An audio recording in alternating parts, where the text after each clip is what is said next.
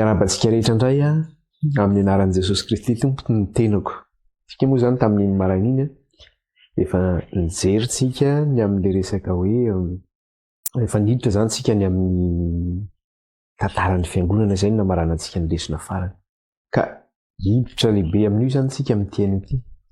Araka ny resantsika farany moa zany dia hoe rehefa miditra amin'ny tantaran'ny fiangonana iny dia ao no misy hoe ny fankasitrahana ataon'i Jesosy Kristy amin'ny fiangonana. Ao ihany koa ny teny levilevy zany na ihany koa hoe reproche izay hoe zavatra tsy nety nataon'ny fiangonana.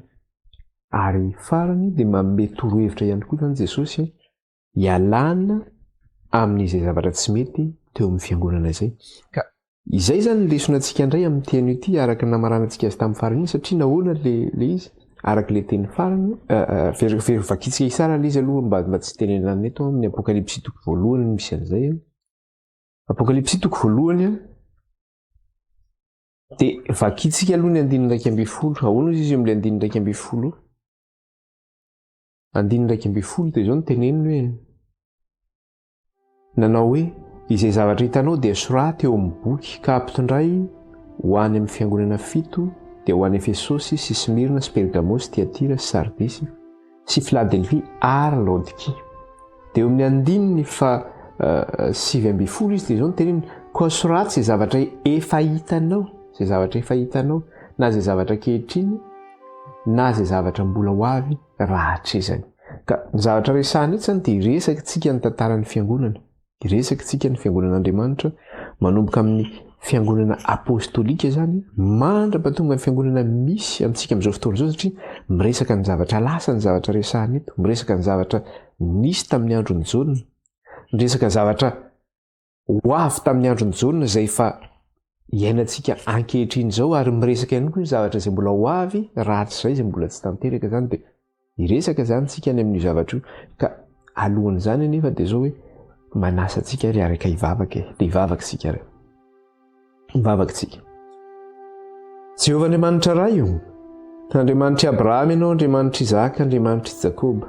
Miantso ny anaranao izay raha amin'ity arivo ity indray raha hiara-hianatra sy andinika ny teninao. Ka ao karaha ny fanahinao masina neny no hirotsaka aminay rehetra eto, anamasina anay sy ampianatra anay ny teninao. Ho ianao raha io hoe izay mangataka no mena, izay mitady no ahita, izay mandondona no vana. Ko mangataka aminao izay raha io ary hotsay aminay ireny fanahinao masina, ampianatra anay ny teninao. Ka dia sokafy ny fonay raha io, sokafy ny sainay, matara anay ny sitraponao. Natao anatin'izay fotoana ny sarahana izay nisy nataonay ka tsy nifanaraka tamin'ny sitraponao. Dia hifonanay aminao Andriamanitra, mamindrafo aminay raha io, mamelany elokay renao. Eny na mety tamin'ny fiteninay na ny fisainanay na fitondrantenanay ka ratsy teo anatrehanao, na mety tamin'ny enon'ny sofinay aza na nijeren'ny masonay ka ratsy teo anatrehanao dia hifonanay aminao. Ka dia mifona raha io ny amin'ny elokay sy ny tsy fahamarinanay rehetra. Mangataka aminao izay Jesosy io, diovy amin'ny rahanao izay ho afa-pahotana, hatrany etapin-doka hatrany Paladina ny natinay ny nivelanay. Sasao amin'ny rahanao izay Jesosy io ho afa-keloka. Ka aoka ny rahanao Kristy hanamarina anay. Aoka ny rahanao Jesosy ny efa nanadio sy nanasanay ka nanafaka anay tamin'ny fahotana rehetra. Ko ankehitriny Tompo, dia aoka fanahy vaovao indray ny toetra ao anatinay. Ka dia aoka ny hiositry ny fanahinao iray mirotsaka amin'ny fahafenoanao aminay. Ary izay velomanay amin'ny nofo ankehitriny dia aoka Tompo tsy handeha araka ny filana izay na ny fanindrinay fa handeha kosa araka izay tarihin'ny fanahinao masina aloha. Dia manamasinanay raha io ny teninao ianao amin'ny tianao ity fa voninkiano izay raha io. Manamasinanay rainy amin'ny teninao fa ny teninao ny fahamarinana. Dia raina mandrakizay ny anaranao raha kalazay ny anaranao any. Eteza raha efa nivavaka nenao any an-danitra any. Raha nisy aza raha tsy voateninay tamin'izao vavaka izao dia hoka raha ny fanahinao masina nefa ny fonao anay amin'ny fefitaraina tsy azo tononona teo anatrehanao. Dia aoka ny rahanao Jesosy handrakotra ny fampianarana mba tsy hananasitana fahefanana dia kely aza. Aoka ny rahanao Jesosy handrakotra ny tokantranony tsirairay avy sy ny aina moanjery izay ampiasainay mba tsy hananasitana fahefanana dia kely aza. ary eo ampelantananao Kristy no metrahana izay fotoana izao sy ny fitaovana rehetra ampiasainay mba tsy hanana sitana fahefanana izany na dia kely azy. Dia mangataka aminao zay raha hoe mitenena raha io fa vonikeny reto vahoakanao. Aoka ny fanahinao raha ampiteniny vavako sy asa atao an-tsaiko mba izanay malala sy mahafantatra ny sitraponao. Mitenena raha io fa vonikeny izahay. Amin'ny anaran'i Jesosy, aleloia. Amen. Ya, dia iroso aritsika tsara mihitsy aloha hoe mivavaka satria mivavaky ny marina no izy no mahery indrindra. Ka raha tsy mivavaka antsika tsy afaka manao nainana iny satria Andriamanitra ny tompon'ny fahefana rehetra, fitaovana ihany ny tena, izy ny tompon'ny afatra. Ka iroso aritsika zany ny amin'ny lesona, irosontsika ny amin'ny lesona zany. Dia tonga dia iroso avy hatrany zany tsika hoe ny amin'ny tantaran'ny fiangonana izany. Dia eo moa zany le zavatra niresahana farany tamin'ilay izy manao hoe satria araka ny resahantsika teo hoe zavatra izay tenenin' Jesosy dia hoe misy fankasitrahana ary misy teny ihany koa zany izay teny levilevy zany na hoe teny kapoka zany ny amin'ny zavatra tsy mety ataon'ilay fiangonana, ary farany zany dia hoe misy torohevitra ataon'i Jesosy. Misy torohevitra zany dia mamarina azy moa izy hoe misy réflexion ataon'i Jesosy manao hoe izay maharesy. Teny fampieritrretana hoe izay maharesy anjarantsika zany mandinika, anjarantsika izay mandray izany hafatra zany izay hivoaka mpandresy amin'izay toerana misy azy zany ilay fiangonana. Ka ireo fiangonana fito ireo araka ny lazaina anazy dia izao hoe fiangonana nisy tamin'ny andron'ny Jaune izy ireo. Fiangonana tany Asie Mineure zany, Asie Mineure zany amin'izao vanim-potoana misy antsika izao zany dia any amin'ny faritra Turquie no misy anazy zany. Dia ireo fiangonana ireo zany tao amin'ny Asie Mineure daholo no misy anazy zany. Hitantsika teo daholo izy teo amin'ny andininy 2.10 izy no tenenin'ilay izy hoe izy na daholo moa ireo fiangonana ireo zany. Dia hoy izy hoe izay zavatra hitanao dia sorata eo amin'ny boky ka ampitondray ho any amin'ny fiangonana fito dia ho an'ny Efesosy sy Smirna sy Pergamosy sy Tiatira sy Sardisy sy Philadelphie ary Laodikia. Ireo tanàna ireo zany, ireo fiangonana ireo zany dia marihana fa tanàna zany izy ireo. Fa nisy fiangonana kristianina zany tamin'ireo tanàna ireo dia lasa natsoina tamin'ny anaran'ilay tanàna le fiangonana hoe fiangonana Efesosy, fiangonana Smirna, fiangonana Pergamosy, Sardisy, Tiatira, Laodikia. Ny antsoina lasa ny anaran'ilay fiangonana zany ireo. Dia nisy fiangonana nitsangana zany izy ireo. Ka iresaka an'ireo zany tsika. Dia ny zavatra misy zany dia izao hoe nisy zavatra niainan'ny fiangonana tamin'izany fotoana zany ny tenenan'i Jesosy na nanaran'i Jesosy anazy. Kanefa ny zavatra izay lesona ny fananarana izay nomen'i Jesosy azy ireo na ny torohevitra izay nomen'i Jesosy azy ireo na ny fankasitrahana izay nataon'i Jesosy tamin'izy ireo zany dia izao hoe faminaniana ihany koa ho antsika zany amin'ny fiangonana teoriana. Satria mikasika ny fiangonana hatramin'ny fiangonana apostolika ka hatramin'izao vanin'andrianantsika izao le tantara zany. Izay no mahatonga ilay izany koa hoe fiangonana fito. Inona moa ilay isa fito zany fa hoe isa amin'ny fahafenoana, isa amin'ny fantanterahana. Zany hoe nisy tamin'ny andro ny ainan'i Jaune io, kanefa misy ihany koa amin'ny zavatra iainantsika amin'izao vanim-potoana izao zany dia natao antsika mihitsy koa zany io afatra io izany. Ny fiangonana fito zany aloha rehefa manazava azy zany ianao dia izao hoe misy zany ny paralelisme izay atao na hoe fampitahana zany. Dia ao amin'ny bokin'ny Apokalipsy araka tamintsika nanao ireny fampidirana ireny dia misy ny resaka hoe fiangonana fito, misy ny tombo-kase fito, misy ny trompetra fito, misy ny loza fito.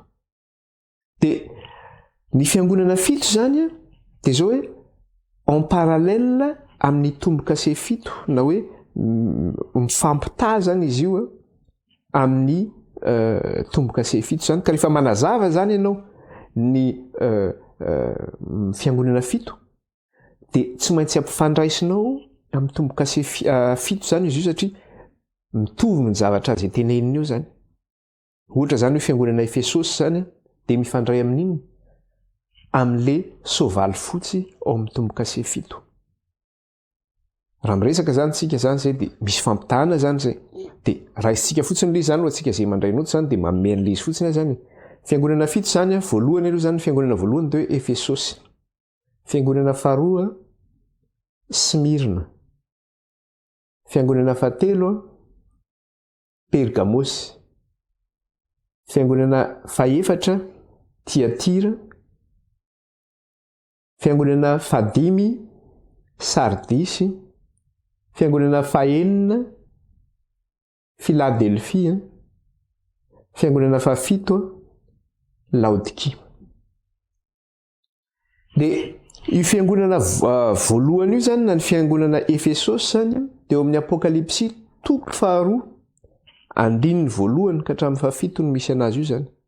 Fiangonana Efesosy Apokalipsy toko faharoa andininy voalohany ka hatramin'ny fahafito. Dia en parallèle zany izy io na hoe mifampitaha zany izy io amin'ny soavaly fotsy ao amin'ny tombo-kase voalohany. Mifanandrify zany izy io amin'ny soavaly fotsy ao amin'ny tombo-kase voalohany. Dia ao amin'ny Apokalipsy toko fahaenina ny andininy faharoa ambin'ny folo zany no milaza anazy io. Fiangonana faharoa indray ny fiangonana Smirna zany Apokalipsy toko faharoa andininy fahavalo ka hatramin'ny faha-raika ambin'ny folo zany no miresaka anazy io. Dia mifanandrify zany izy io amin'ny tombo-kase faharoa dia ny soavaly mena no mifanandrify amin'izany. Dia Apokalipsy toko fahaenina andininy fahatelo ka hatramin'ny fahaefatra no miresaka anazy io.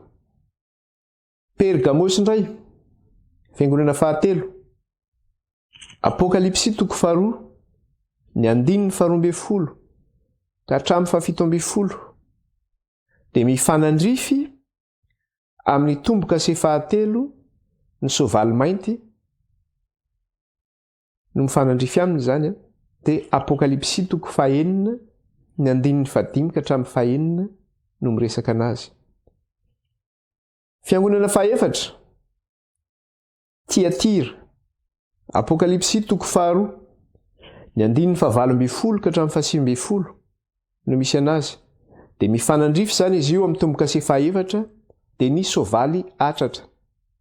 Soavaly atratra zany no mifanandrify aminazy io amin'ny ny tombo-kase fahaefatra zany. Dia amin'ny Apokalipsy toko fahaenina ny andininy fahafito ka hatramin'ny fahavalo no miresaka anazy. Fiangonana fahadimy Sardisy. Za zany miresaka an'izy io mba handraisantsika zany fa tsika misy mandray noty dia miresaka an'izy tsara mba ho azontsika ilay izy.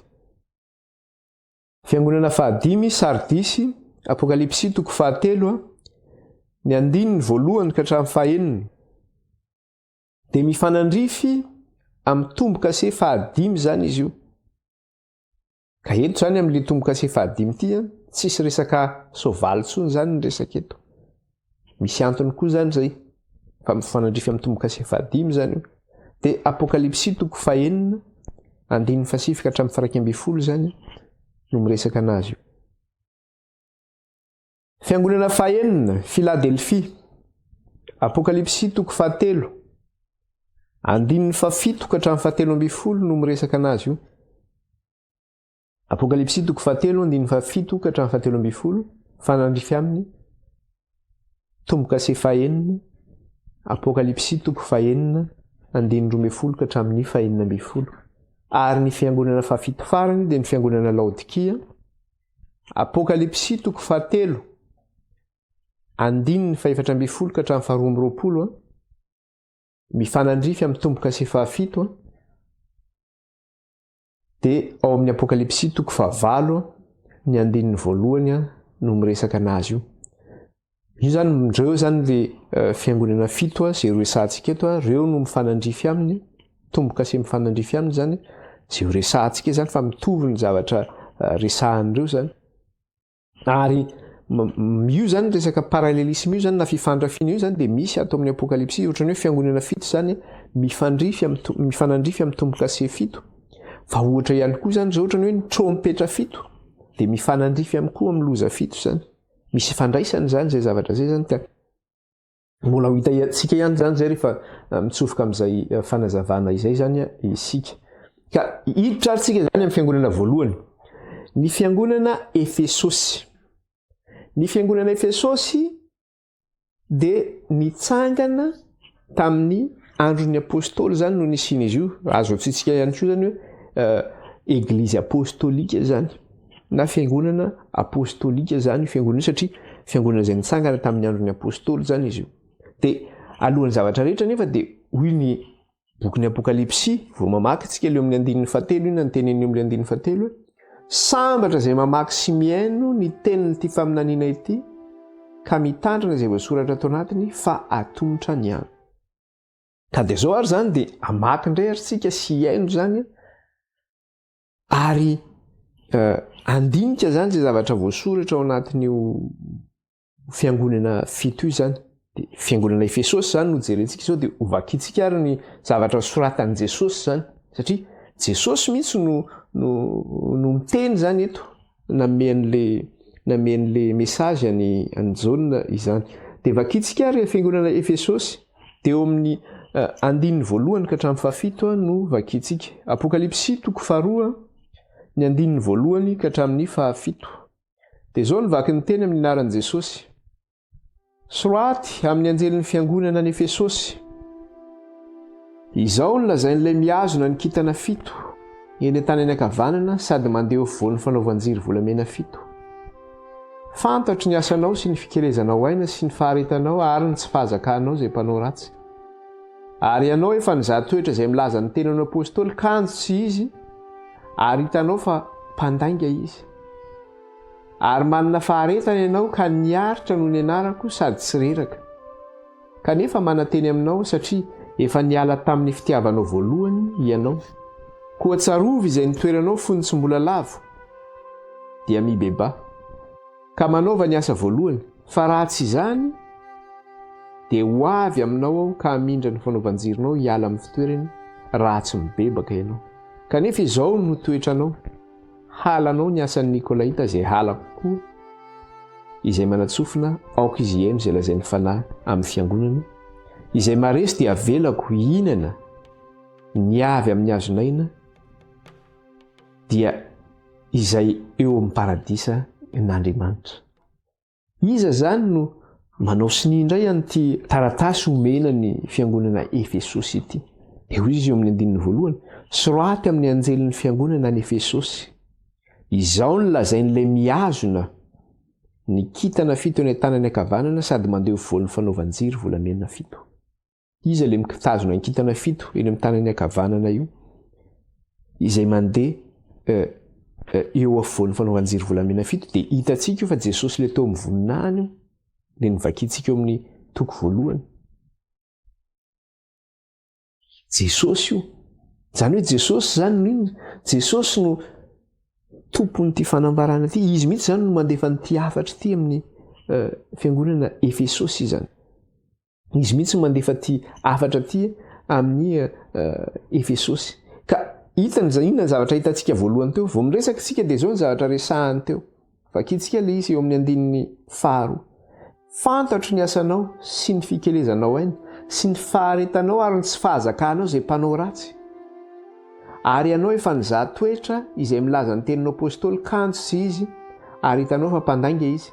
Ary manana faharetana ianao ka niaritra noho ny anarako sady tsy reraka. Zany hoe tena fankasitrahana zany ny teny men'i Jesosy eto. Na mety teny fankasitrahana izy. Fa miditra indray nefitsika eo amin'ny tapany 2 zany eo amin'ny 4 dia teny fananarana indray no tenen'i Jesosy eto zany. Teny kapoka zany.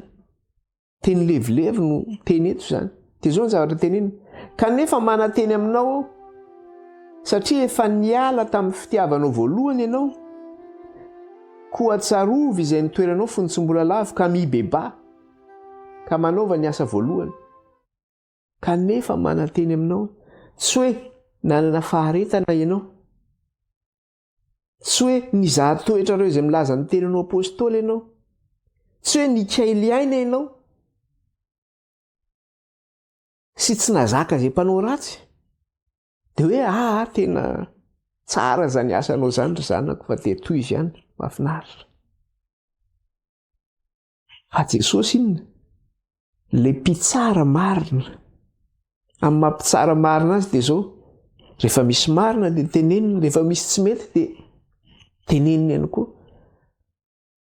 Fa io tsy ohatrany any amin'ilay tribunal reny dia misy manao any amin'ny tribunal dia misy manao manao manome dessous de table na any amin'ny fitondram-panjakana manome dessous de table reny, manao risoriso sy ny karazany.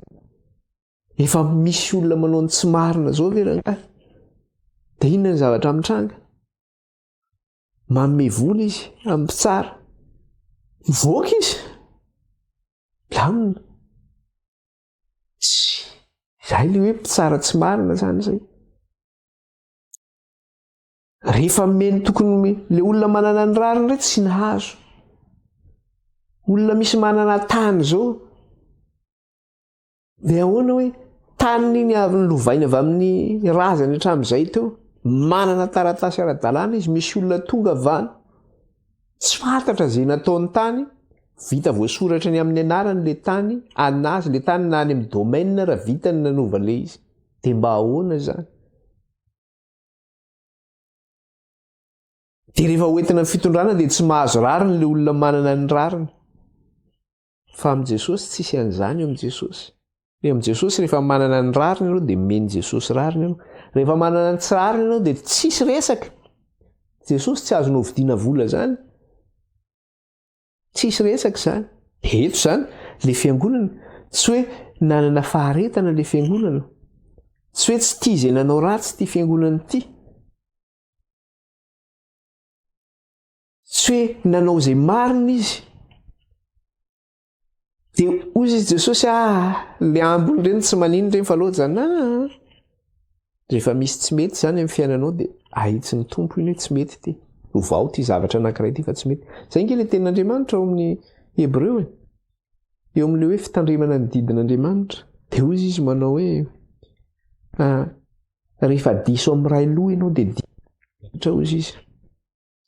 Ianao zany na dia nitandrina ny didy rehetra aza kanefa misy anankiray eo dia diso amin'izy rehetra ianao ozy izy. Io ohatran'ilay anankiray le lampan-karena nanatona an'i Jesosy ihany. Inona no azoko atao Jesosy io mba handovako ny fanjakan'ny lanitra? Dia ozy Jesosy hoe tandremo ny didy. Dia ozy izy. Efa voatandrika daholo ange zany Jesosy.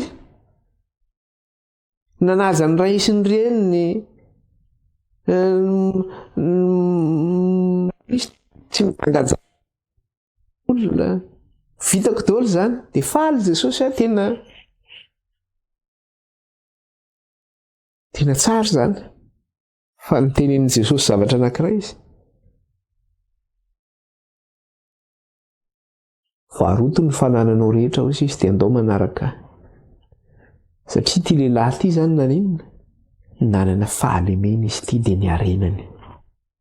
Niarenany io zany namikitra anazy io arenany io. Manaka anazy tanteraka tsy ho an'Andriamanitra tanteraka. Dia ozy Jesosy hoe afoy io arenanao io dia manaraha. Satria andevozin'ny arenany izy zany. Dia nalahelo ilay lehilahy dia lasa moramora izy nandeha. Izay no nahatonga an'i Jesosy manao hoe moramora ho amin'ny rameva hozy izy miditra amin'ny vodim-pandraitra toy izay ny mpanan-karena ho amin'ny fanjakan'ny lanitra. Mba alaivo nge vodim-pandraitra iny dia alaivo ilay rameva atao veloha dia azo ao atsofoka raha voatsofoka ao. Tsy voatsofoka ao iny fa hoy Jesosy hoe moramora ho an'iny no mitsofoka ao. Entsana ange izany. Fa ny mpanan-karena zany miaraka amin'iny tsy vita ahoana. Entsana ange izany. Fa eto zany ilay izy dia zao hoe misy zavatra nentina ataon'ity fiangonana ity verenantsika kely ilay izy teo. Hoe fantatro ny asanao sy ny fikelezanao aina sy ny faharetanao sy ny tsy fahazakanao izay mpanao ratsy. Ary ianao efa nizaha toetra izay nilaza ny teninao apôstôly kanto sy izy ary hitanao fa mpandanga izy ary manana faharetana ianao ka niaritra noho ny anarako sady tsy reraka. Niaritra noho ny anarako sady tsy reraka. Tena hoe ninona tafidrivotra tamin'ny fiainany teo zany amin'ny tena naharitra izy. Tena hoe tsara zany. Fa mbola nisy zavatra tsy nety tao tahaka n'ilay mpanan-karena ny resahantsika teo. Dia inona ilay zavatra teniny? Kanefa mananteny aminao satria efa niala tamin'ny fitiavanao voalohany ianao koa tsarovy izay nitoeranao fony tsy mbola lavo dia mibeba ka manaova ny asa voalohany. Mana teny aminao niala tamin'ny fitiavana voalohany ianao, niala tamin'ny premier amoronao ianao. Mbola iresaka tsara moa zany mikasika an'io zavatra io zany. Inona koa zany io fitiavana voalohany zany, io ahoana ny fialana amin'izany? Misy zavatra tsy mety zany tao. Le hoe miala amin'ny fitiavana voalohany zany ke lasa ohatran'ny hoe misy routine zany eo amin'ny fiainany. Ohatran'ny hoe zavatra lalan'ny rinina fotsiny fa misy zavatra tsy mety fa efa tsy hitanao intsony le izy. Donc mila mieritreritra tsara mihitsy zany mikasika an'izay zavatra zay. Ary farany dia nanome torohevitra Jesosy mba hialana, mba hiverenana zany, mba hahafahany miverina amin'izay hoe fitiavana voalohany izay. Dia inona ny torohevitra nomeny Jesosy io? 5 dia ahoana izy? Koa tsarovy izay nitoeranao fony tsy mbola lavo, koa dia mibeba ka manaova ny asa voalohany. Ratsy izany ho avy aminao ka hamindra ny fanaovan-jironao hiala amin'ny fitoerany raha tsy mibebaka ianao. Averiko tsara. Koa tsarovy ny nitoeranao fony tsy mbola lavo, taiza zany izay toerana zay, dia mibeba hozy izy mba hiverenanao amin'izay toerana zay zany. Ka manaova ny asa voalohany. Ratsy izany raha ohatra ianao tsy manao an'izany dia ho avy aminao ka hamindra ny fanaovan-jironao hiala amin'ny fitoerany raha tsy mibebaka ianao. Kanefa izao ny toetranao, halanao ny asan'ny Nikolaita izay ala kokoa izy. Mila mibebaka zany. Iza ny olona tsy mila fibebahana zany? Mila fibebahana avokoa zany ny olona rehetra. Raha misy miteny hoe zara nga tsy mila mibebaka zany fa za marina, tsisy marina na dia iray aza. Jesosy Kristy irery ihany ny marina. Mpanota avokoa isika rehetra mila fibebahana avokoa. Ny olona tsiraray avy mila zava-dehibe io. Mila fibebahana mba hahazahoana inona? Mba hahazahoana famelan-kelo. Ary ny olona zany io moa zavatra resahana anankiray hoe firifiry ny olona izay tsy mibebaka, manohy ny faharatsiany sy ny fahadalàna eny. Fa mieritreritra ve izy hoe iza moa ny tompon'ny ainy? Fa ny tenin'Andriamanitra ange dia milaza tsy misy olona anankiray aza afaka manampy kode anankiray amin'ny fiainany. Tsisy zany, tsisy olona anankiray zany afaka manampy, na manampy santimetatra iray io, na manampy metatra anankiray io, na manampy ora iray io, na manampy andro iray io, na volana iray, na taona iray amin'ny fiainany. Tsy misy olona mahay manao an'izany. Andriamanitra no mahay an'izany, fa ny olona tsy mahay an'izany zavatra zany. Ka tsika izay manao ny fahadalàna, manao ny faharatsiana, manao ny crime maro samihafa izay ataontsika io, dia mieritreritra tsika hoe tsisy impunité ve io zavatra io? Hoe tsy ho voasazy amin'io mihitsy ve tsika? Fa rehefa tsy voasazy eto ange ianao tadiova ny fitsarana anao, mbola miandry ianao foana. Andriamanitra hitsara.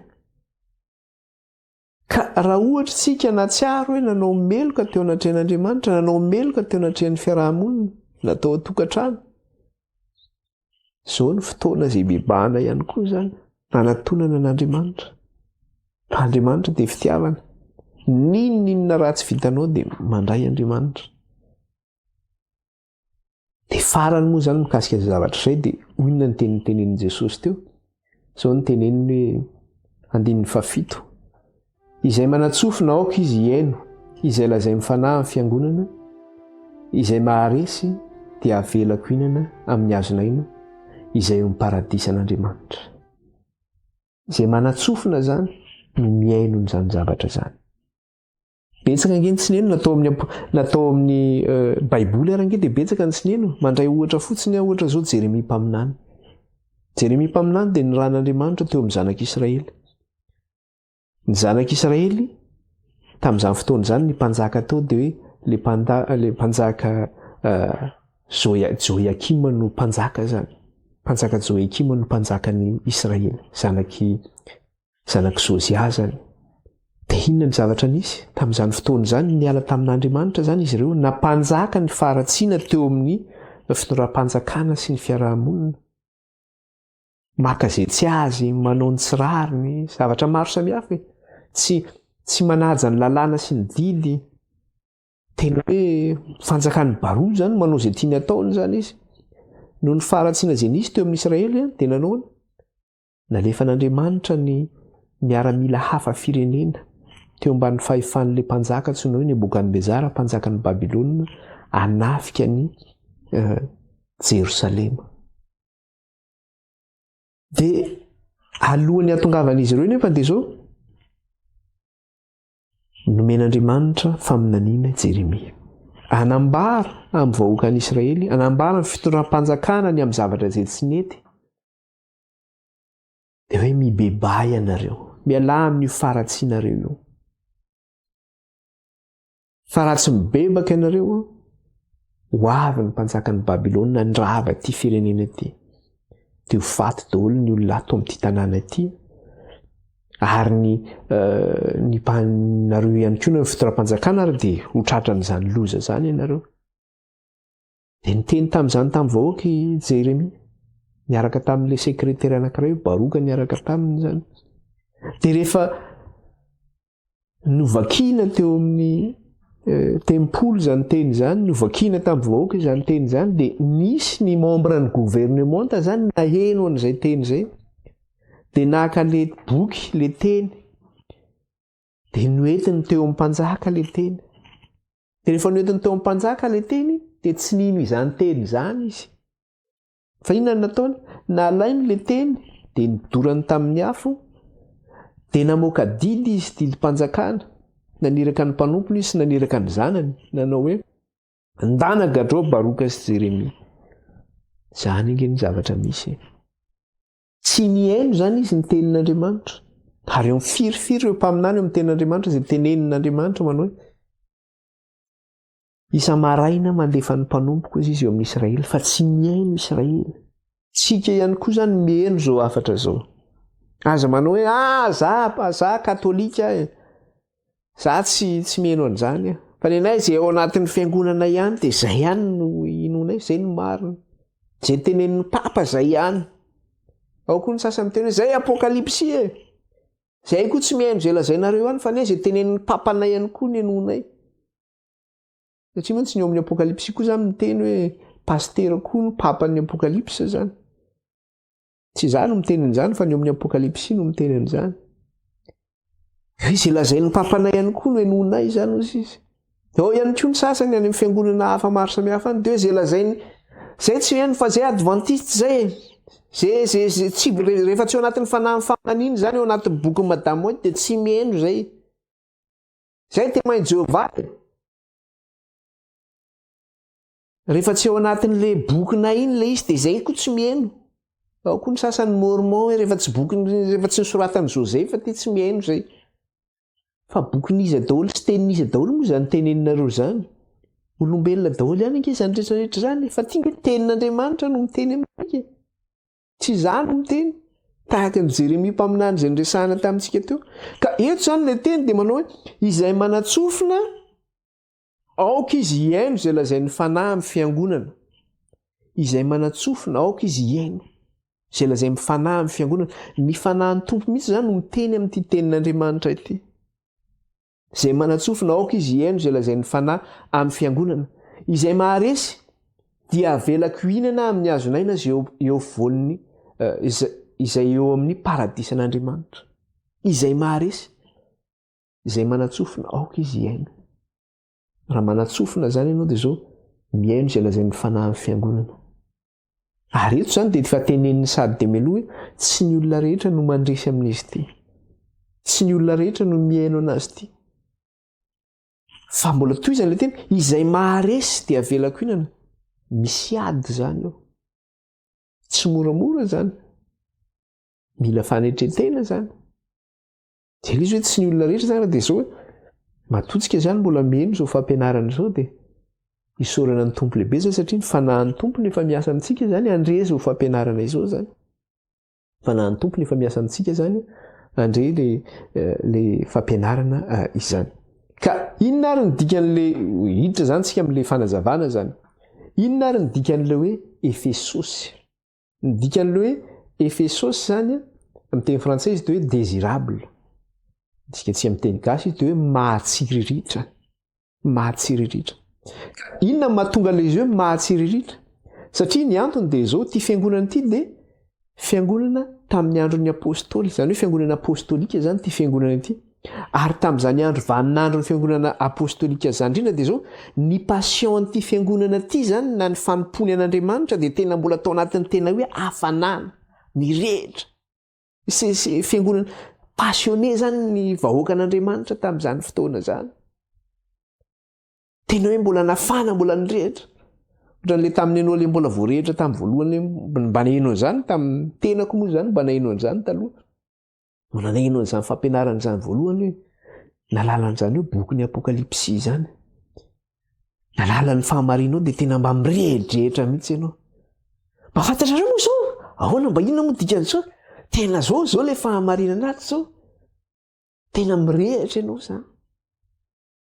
Dia ity fiangonana ity izany tao anatin'izay hafanana izay. Ka io nge dia efa hitantsika sary izany ilay teny sary izay nomenantsika teo. Inona ilay teny nomena teo hoe fantatro izy ny faharetanao, ny tsy fahazakanao izay manao ny ratsy. Izay izany ilay firehetana mihitsy izay ilay ao anatin'ilay hafanana voalohany, tena ilay mbola mirehitra mihitsy ianao.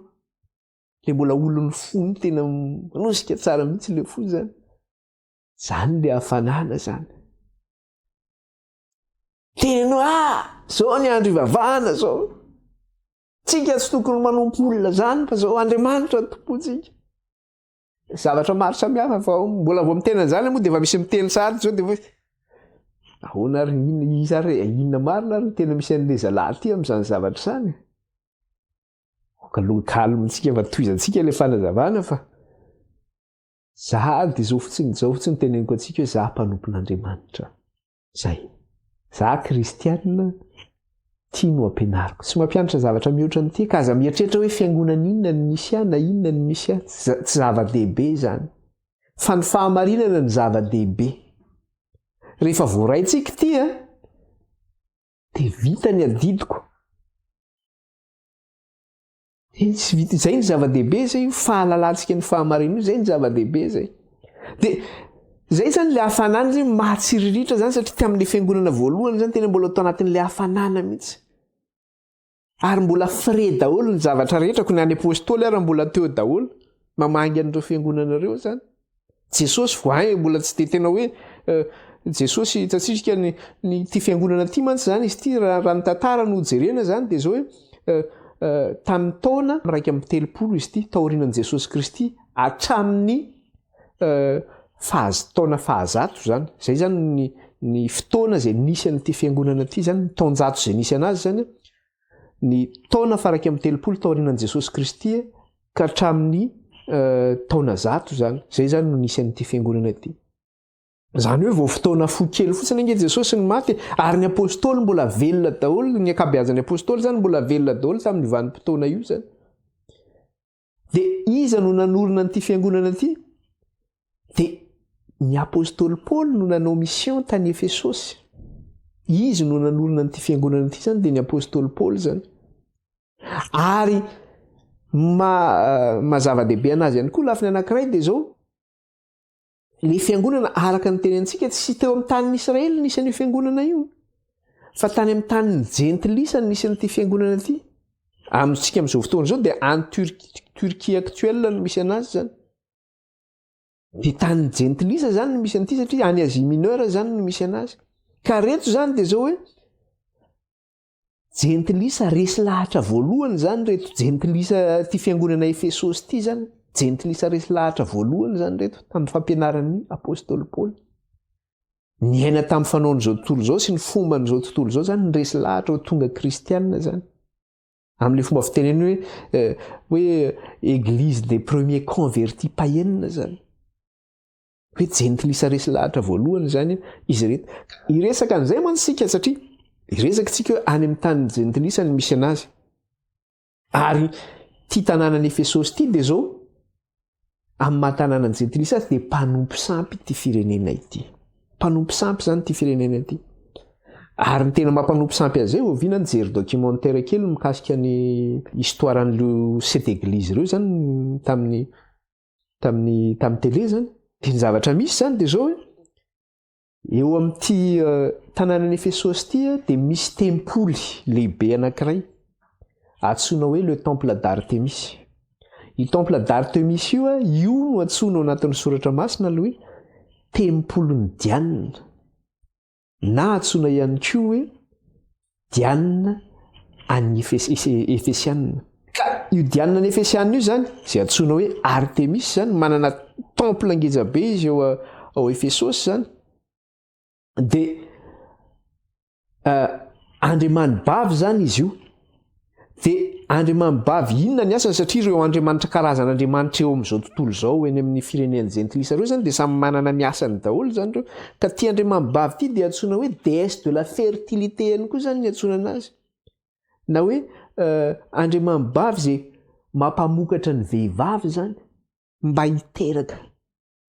hiteraka betsaka zany. Le imagin'le Diane zany zao feno nono be dia be ny vatany. Ny vatany io zany eo amin'ny tratrany io zany dia feno nono be dia be, ka io nono io zany dia io maneho an'le hoe déesse de la fertilité. Asehoko antsika mbola misy tavelatra amin'izao ny sary vongana izy io zany, fa ho asehoko amintsika satria mbola nisita le izy zany tany Efesosy zany tamin'ireo fouille archéologique izay natao tany zany. Dia ny zavatra nisy anefa dia zao, misy ny manao pèlerinage zany tonga satria nalaza mihitsy zany izy io tamin'ny firenena manodidina anazy, ary tamin'izany andro moa zany dia iza no nanjaka tamin'iny faritra iny zany, dia ny Romanina nanjaka koa tamin'ny faritra jentilisa reny zany, satria nivelatra be mihitsy ny fanjakana Romanina tamin'izany vanim-potoana izany.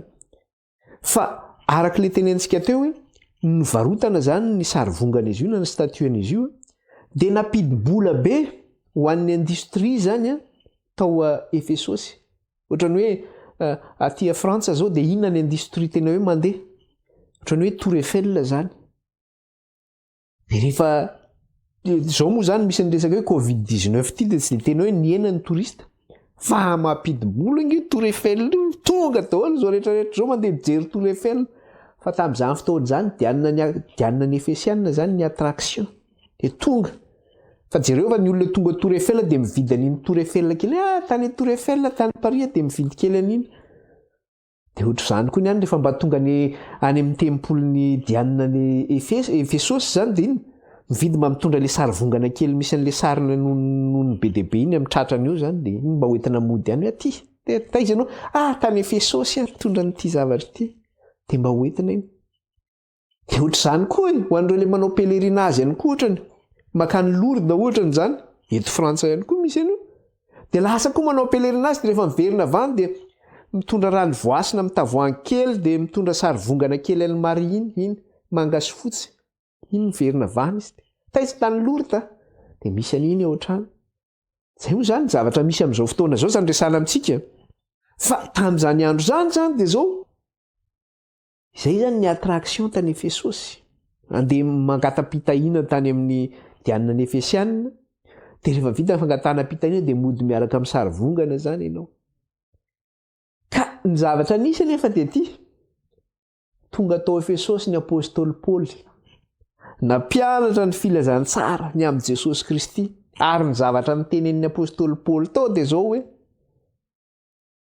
zay zavatra natao tanana tsy Andriamanitra. Zay ny nampianaran'ny apôstôly Paoly, fa Andriamanitra dia any an-danitra any izy ny naharo izao rehetra izao, fa tsy izay zavatra atao tanana no Andriamanitra. Zany hoe ny dénoncen'ny apôstôly Paoly mihitsy zany hoe tsy Andriamanitra io ivavahanareo amin'ny sary vongana io reto hoe ino ny ty ataonareo. Dia nampianatra izy ny amin'ny Jesosy Kristy, dia resy lahatra ny olona ny amin'ny fanjakan'Andriamanitra sy ny amin'ny Andriamanitra hoe kay izay tsy natao tanana kay tsy Andriamanitra. Hezitra ary reto mpanao industrie tato Efesosy, nahita le zavatra nisy hoe ohatran'ny lozana iny zavatra ataon'io Paoly io zalahy io, tena ho tantara ny zavatra mitranga raha izao. Fa ohatran'ny mitady miaina nge zany commerce antsika zany, ohatran'ny tsy dia misy mividy tsony eny an-tsena zao, dia hoe fa ahoana ny tsisy mividy tsony eny an-tsena zalahy. Atonga nge le Paoly iny gatsenareo fa zany Paoly zany malahy mitorety dia hoe tsy Andriamanitra izay natao tanana. Ka raha noho izany simba ny industrie antsika ry zalahy. Fa tsy mety zao. Dia nisy an'izay olona zay tao Efesosy antsoina hoe Demetrius. Novoriny jiaby, novoriny daholo zala mpanefy tao zany le mpanefy an'le tempolon'ny Diana ny Efesianina tao sy mpanefy an'le sarivongany Diana hoe alohantsika hanao zavatra fa misy zavatra atao fa tsy mety mihitsy io zavatra ataon'le Paoly io fa hoe zay natao tanana hono tsy Andriamanitra. Dia ho hitantsika nge zay tantara zay atao amin'ny Efesianina izy no miresaka an'izay dia tsika kely eo amin'ny Asan'ny Apôstôly. Asan'ny Apôstôly toko 7:20 no jerentsika. Asan'ny Apôstôly toko 7:20 izy no miresaka an'izay zay zavatra zay zany.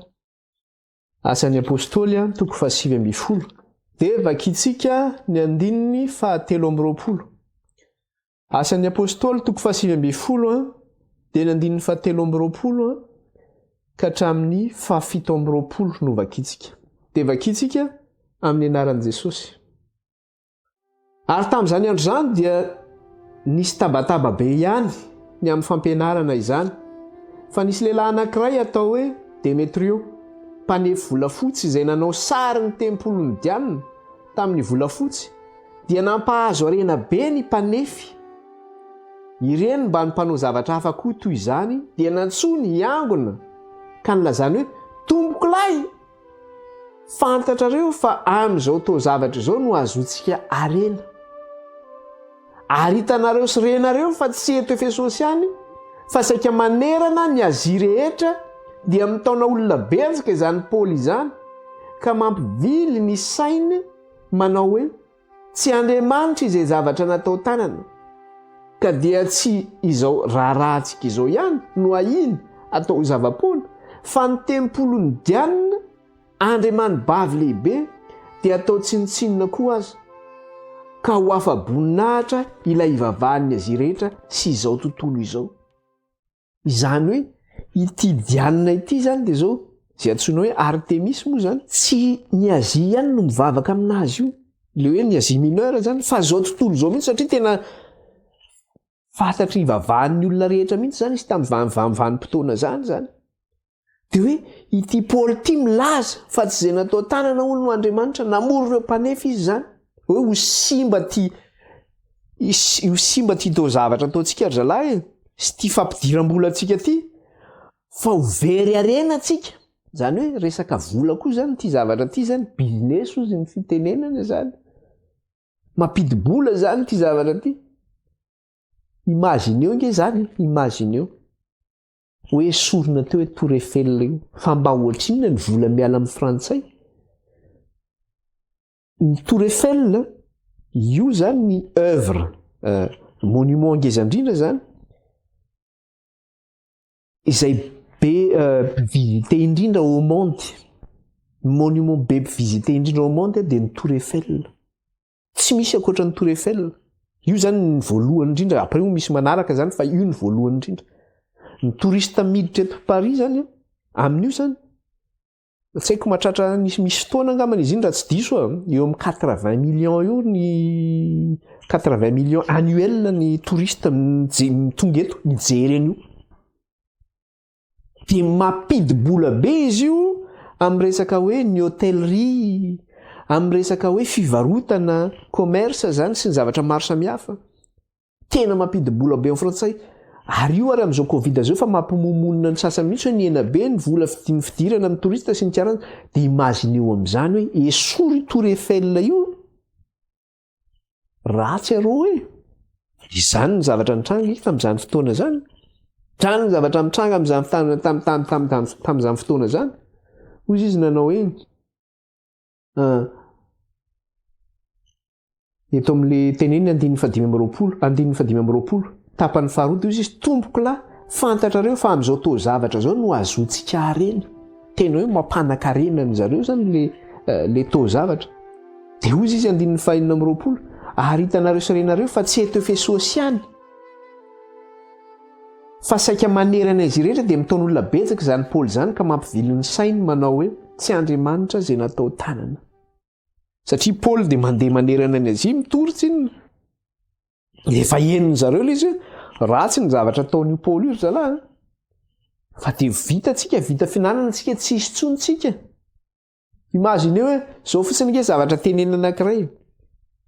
Na amin'ny fitondram-panjakana anankiray fotsiny ary misy tondra zany marina amin'ny fitondram-panjakana mampiatra ny fahamarinana izy esorony daholo ny kolokolo rehetra any amin'ny dingam-panjakana rehetra any dia inona ny zavatra mitsy very finanana ange le mpanao kolokolo any ambany any dia inona ny zavatra ho ataon'ireo tsy lasa zalafa alao esorina teo inona ny tedavina ho ataontsika fa tsisy finanana tsontsika zany ny zavatra misy zany na amin'izao ara misy zany dia toizantsika le teny atao amin'ny andininy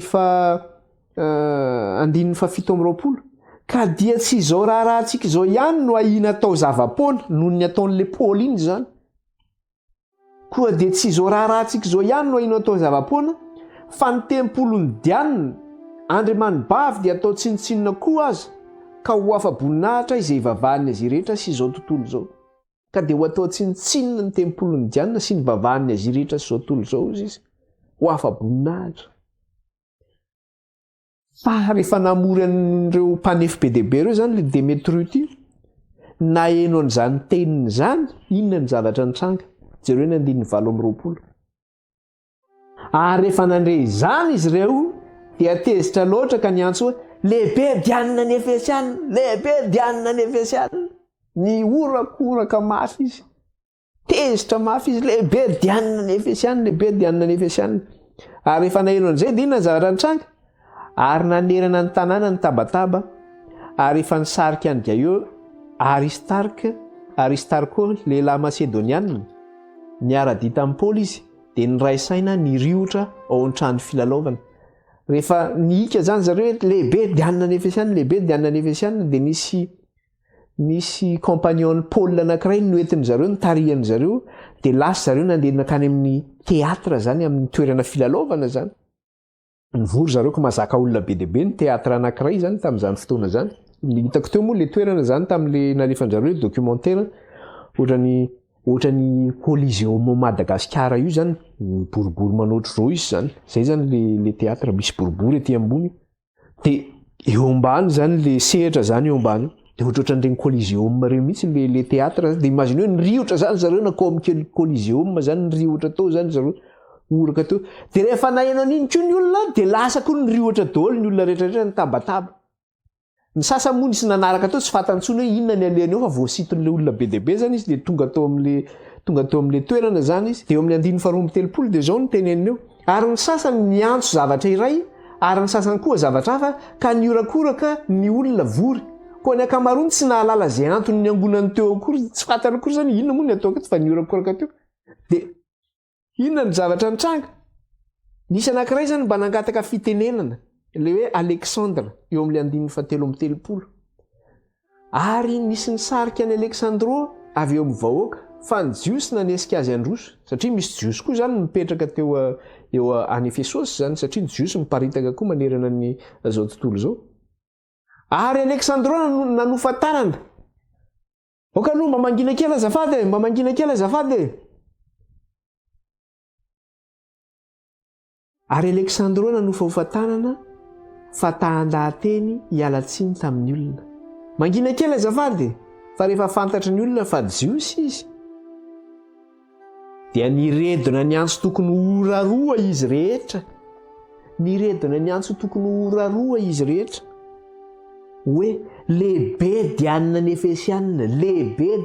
Efesiana mafy inge zany mireoda rehefa mamijery baolina reny sika amin'ny télé zaho mbola tsy nijery teny amin'ny kanja na taty ampitana masina ary mbola tsy nijery hoe ahoana ny baolina eny amin'ny kanja fa rehefa mamijery baolina reny ianao amin'ny télé dia rehefa miorakoraka iny ny tena malaza eto France moa dia le chaudron vert any vert ozy izy eo amin'ny stade ny Saint-Étienne mangotraka zany rehefa miorakoraka an'io zay mahatonga anazy hoe chaudron satria mafana zany eo koa ny stade Vélodrome ny Marseille mafana zany rehefa mioraka zany izy tena miredona daholo enina daholo mihitsy ny rehetrarehetra zany fa zany iorakoraka zany satria teatra io ohatrany hoe stade ihany zany io dia ohatrany hoe demi stade zany raha zay azo ilazana izy hitantsika ihany Coliseum ohatrany ahoana le pozin'le Coliseum fa mandritra ny ora roa zany entsana ke zany Paoly moa zany mba saika nandeha tao fa nisakana namany aza makany ianao izy izy fa tsy mety ny andehananao any dia mbola ny insiste any izy dia nisakanana mihitsy izy tsy andeha ho any mba naika nazava zany Paoly hoe hitondra fanazavana fa tsy nety fa zany ny zavatra mitranga mandritra ny ora roa zany inge ianao zany raha mitory ny fahamarinana zany ianao rehefa mitory ny fahamarinana ianao misy ny mihaino misy ny tsy mihaino dia ao ny sasany ilaza manao hoe ninona teneninao ao zay tsy haino zay manampitsofina lalalalalalalalala zay tsy mihaino ohatra zany io tsy mihaino inona ny tenen'Andriamanitra zay manatsofinao ko izy haino zay lazainy fanahy amin'ny fiangonana fa le tsy mihaino zany dia lalala za tsy mihaino an'izany ohatran'ireny ankizy milalao reny zany hoe rehefa miteniny anankiray dia ny anankiray miteny hoe mangina fa za tsy mihaino dia ny anankiray mbola miinsiste ihany dia izy le anankiray za tsy mihaino tsy mihaino zany ny ataony io zany ohatra zany ny ataony io tabataba ninona mba andahateny le Alexandro lehibe dianina ny Efesianina ozy izy lehibe dianina ny Efesianina ohatran'ireny mpijery baolina reny qui ne saute pas n'est pas français ozy ny sasany miteny qui ne saute pas n'est pas lyonnais dia ao koa ny amin'ny Madagasikara ny Barea eo daholo izy rehetrarehetra manao an'izao ao daholo ny Barea rehetrarehetra ka zany ny ainan'ny ty fiangonana ty tany Efesosy zany hoe misy tempolo tsampy zany eo amin'le toerana misy an'ity fiangonana ity zany jentilisana io ary tena mivelona amin'izany sampy zany ty tanàna ity le fiangonana kristiana nefa fiangonana voaniforona zany le fiangonana nefa zany ny zavatra mianjady azy io zay ny mahatonga zany le teny manao hoe zay mahatonga le tenin' Jesosy zany nakasitraka n'ity fiangonana ty araka le teneny teo verenantsika vakina le toko faharoa ny zavatra teneny eo amin'le toko faharoa io dia zao ny teneny eo amin'le andinin'ny faharoa fantatro ny asanao sy ny fikelezanao aina sy ny faharetanao sy ny tsy fahazakanao zay mpanao ratsy zany ny ainany fantatro ny asanao sy ny fikelezanao aina olona mpanompo sampy akeny manodidina anao tsy moramora ange zany ny affrontenao zany ny atrehanao isan'andro io zany sy ny fikelezanao aina sy ny faharetanao miaritra ny latsa sy ny teny levilevy sy ny fanenjena zay mahazo ny kristianina tamin'izany toerana zany sy ny faharetanao sy ny tsy fahazakanao zay mpanao ratsiko zavatra miainao anatin'ny faharatsiana le toerana dia inona ihany koa zavatra tenany ary ianao efa nizahan-toetra izay milaza ny tena no apôstôly satria misy ihany koa ireo milaza azo apôstôly zany nefa tsy apôstôly sandoka ary tena misy mihitsy satria ho hitantsika mantsy eo amin'le andinin'ny fahenina rehefa miresaka izy manao hoe kanefa izao ny toetranao halanao ny asan'ny Nikolaita ozy izy zay ala kokoa ohatra ny amin'ny Nikolaita io fotsiny zao ny resahany amin'io dia zao mpianatry ny apôstôly ange izy io mpianatry ny apôstôly izy io zay nomena andraikitra teo amin'ny fiangonana zany no lasana n'inona nitondra olona amin'ny fampianarana nivoaka ny fampianarana zay nomen'ny apôstôly dia izay mahatonga le teny eto kanefa izao ny toetranao halanao ny asan'ny Nikolaita zay hala kokoa izy dia io le zavatra tenenina eto ambony eto ny zavatra tenenina koa ary ianao fa nyzany toetra zay milaza ny tenanao apôstôly kanjo izy ary hitanao fa mpandainga izy misy zany mitonona ho apôstôly misy milaza mitonona fa manana le fahamarinana na dia hoe mbola frera ny zavatra rehetra kanefa n'izy naona ny orina teo amban'ny fampianaran'ny apôstôly dia tsy manaiky izy zany re tsy ahodinao amin'izany fantatro Jesosy fantatro ny fampianarana nomeny Kristy tamin'ny alalan'ny apôstôly ka ahoana nitondranao an'izany fampianarana vaovao zany eo ihany koa ny sasany misy jiosy mitsofoka amin'ny fiangonana mitondra indray ny fampianarana zay tsy mivemamerina azy amin'ny zavatra zay ny alana taloha zany mampanandeha ianao efa mandray le fahasoavanao amin'ny Kristy dia mbola misy mitady hanaisotra an' Jesosy indray fa hoe le lalàna ohatra n'izany zany akory tsy midika hoe rehefa ao amin'i Jesosy dia tsy misy lalàna fa misy lalàna fatediavany zareo sarahany Jesosy sy le lalàna zay ny tiako tenenina amin'le izy fa tsy misaraka reo dia manohatra n'izany rehetra izany izy manohatra n'izany rehetra izany izy ao ihany koa ny ray aman-dreny satria fiangonana jentilisa hoy ary ty fiangonana ity ka amin'ny mahafiangonana jentilisa azy dia zao hoe nisy ireo membre zany tsy hoe nisy fa niaina tao anatin'ny dianina ny efesianina avokoa reto olona rehetrarehetra fatany tsara zany niainany zany ny razambeny niaina tamin'io daholo ka rehefa resy lahatra zany izy dia nanaraka an' Jesosy Kristy tompo niala tamin'izay toerana nisy azy zay fa nipotsampy lehibe izay nanoka tena ho an' Jesosy dia ozy ny ray aman-dreny tsy mandova amiko tsony ianao fa na ianao a miala amin'ny fiangonana misy anao io no na ianao manino na ianao voaroaka tao trano ianao tsy mipetraka ato tsony ianao zany ny toerana misy anao zany nge nisy zany zavatra nisy zany na ny fiangonana amin'izao fotoana izao raha misy zany zavatra zany zavatra niainany nany dadabeko ara niainany zany zavatra zany dadabeko pasteur lasa pasteur moa izy taty aoriana zany pasteurany efa maty koa zany izy fa pasteurany adventiste zany izy lasa pasteurany adventiste izy fa tamin'izy resy lahatra zany tany voalohany zany hoe fa tamin'ny taonjato efa lasa fa mbola tsy nisy akory tamin'izany fotoana zany ko mbola jeune nisy tamin'izany dia vao tonga tany Madagasikara ny fiangonana adventiste tamin'izany fotoana zany dia ny fiangonana dehibe nisy zany tany Madagasikara dia zao ny fiangonana katolika ny protestanta ny luthérienne reo zany no nisy tany Madagasikara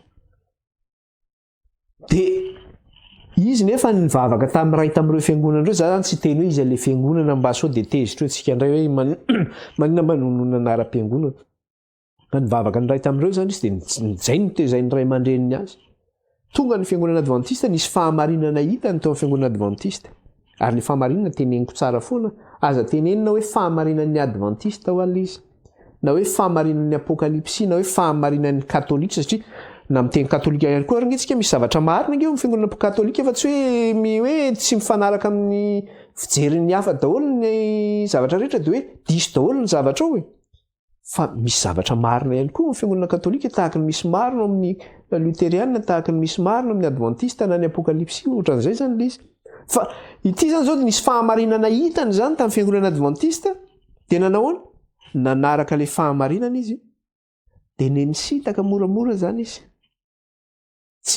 tsy nandeha tany amin'le fiangonana nisy azy teo aloha intsony inona nefa ny nampisitahany tsy hoe niala tamin'i Jesosy ange izy zay nge le fahadisoana tsy hoe niala tamin'i Jesosy izy fa nitombo fahalalana tao amin'ny Kristy izy fa le fiangonana no naninona no tsy nifanaraka tamin'ny fahamarinana izay noraisiny intsony dia niala tamin'izay izy dia inona ny zavatra nisy roako ianao tsy ho zanako intsony miala ato ianao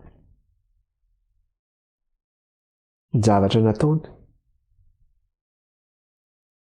mba izahan'le papa nitoetra anazy ka tamin'izany tsinona tany mifaritra Tsirabe iny tany Betafo zany kaikiny Betafo iny zany le toerana dia ndray maraina ka izy io rehefa tonga ny fotoana zany itoran'ny papany azy ivavaka rehefa lahady ny andro izy tsy hita foana dia rehefa tonga ny fotoana zany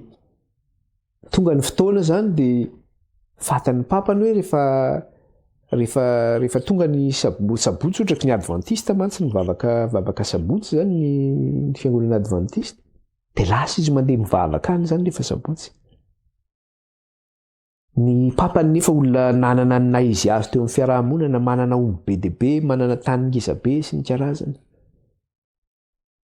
dia efa fetsy le papany hoe androany maraina raha-pitso maraina io hoentiko manaraka io amin'izay tsy mandeha mivavaka dia efa niteneniny Demelo izy izay mantsy ny anarany hoe Gilbert raha-pitso maraina tsika miala amin'ny enitsika ato trano fa andeha any anany tsika nga mandeha hivarotrombo na tsy fantatro hoe inona ny andeha ho ataon'izy mianaka zany fa fantany hoe andeha izy amin'ny enina zany izy roa miaraka amin'ny 5 maraina izy mitsoaka moramora sao teo mbaravarankely lasa izy mitsoaka tsy hitany rapapany tonga izy ny ariva avany tsy niteny tsony ny papany tsisy resaka tsony izy zany nieritreritra hoe bon ngamba ny lefitra rapapany ity fa tena vita milamina ny tantara tonga ny lahady maraina Gilbert ndaontsika isanao ndeha